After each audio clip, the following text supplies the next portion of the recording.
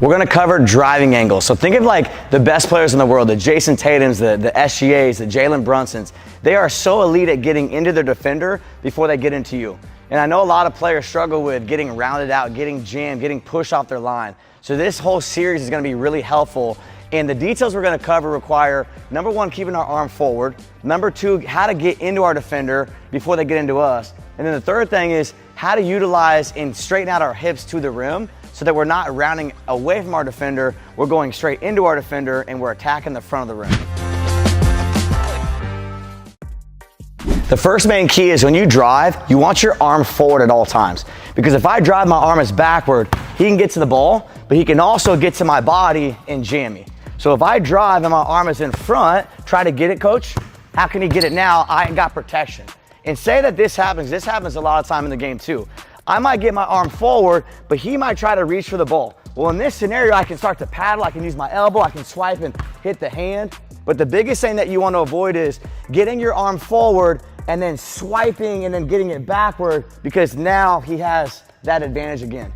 So arm has to be forward, but we got to keep it forward. So you could swim this arm. If you try to go forward and his arm's on top, you could also paddle it up and get it off. But you have to first understand when you take off, your arm should never be backward.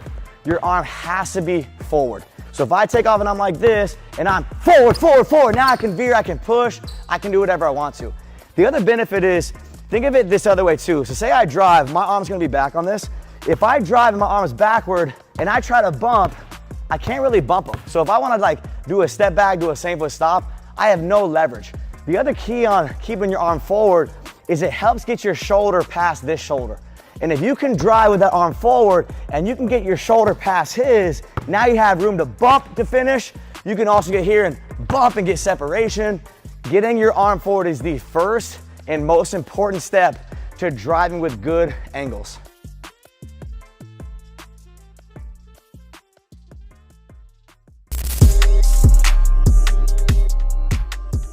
So now that we got our arm forward, if we just have it forward, but look at all this space that we have, you could still jam into me, and now I can still be away from the basket. So once our arm is in front, the next key is getting our elbow in. So if I drive like this, I'm gonna go in slow motion, my arm is forward and then my elbow's in, because now I can actually veer, initiate that contact, and close that gap. One of the biggest things to driving is your ability to get into your defender before the defender gets into you.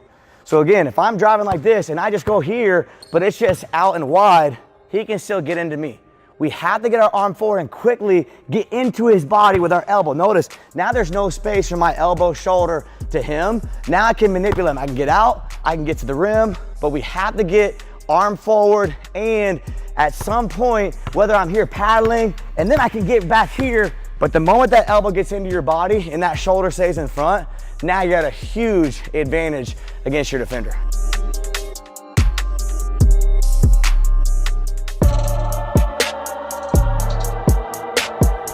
The third key we got is having our hips forward. So if I drive, my arm's in front, my elbow's in, but I'm going at this angle, my hips are facing this way. So if coach starts to push me, I'm gonna go where my hips go. So if we wanna get to the front of the rim, we gotta have our hips in line to the front of the rim. And here's a little trick that helps a lot of my players is if I'm on the right side of my defender, I'm almost trying to feel like my hips are opening up to the left side. And a lot of times what feels like you're doing it the other way is you just doing it the right way. So when I take off in slow motion, I want my hips in line to the rim, but it's almost gonna feel like I'm turning this way when really when you look and press pause, my hips are really just to the basket. We do not ever wanna have the ball on the right side and drive with our hips facing the right side. The more you can drive with your hips in line, the more you are gonna not get bumped off your line by your primary defender.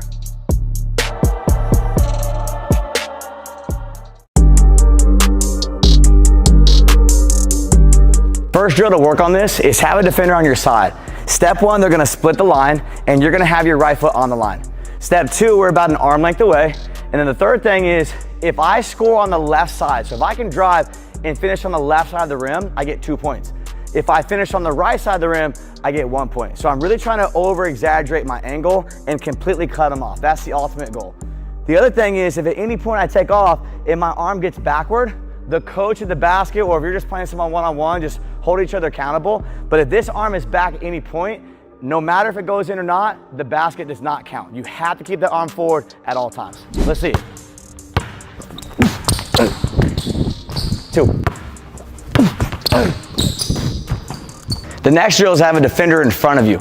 So we're an arm length away, and he cannot move his feet, I cannot move my feet. So I'm here relaxed with the ball, I could fake, I could go right, I could go left. When I start to take off, the drill is live the moment I dribble forward, but here are the rules. On the first dribble, I have to initiate contact.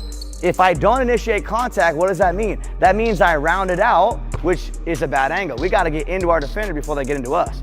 The other benefit is if I initiate contact right away, you'll see that naturally you'll kind of have to have your arm forward and elbow in, which are the other 2 keys that we've been working on.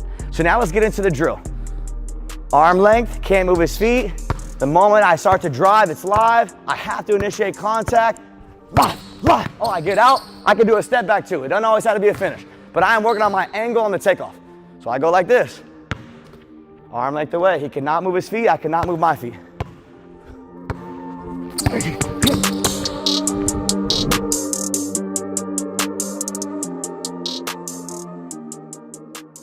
The last live drill is now we're same setup, arm length away, but now instead of being stationary, a lot of times in the game, we're gonna be moving lateral. So we gotta also understand how to do this once we are moving and shifting with the ball. So now it's the same setup, but now I'm gonna start floating. So I'm floating, he's shifting with me.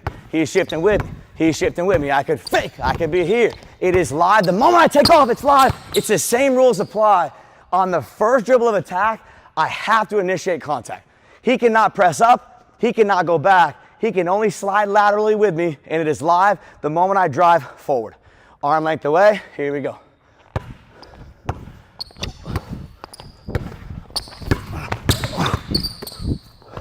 And again, it's important to realize, like, we can finish, but there's also times in the game you have a great angle, they might overslide, pull the ball back, do a step back. It's not just finishing.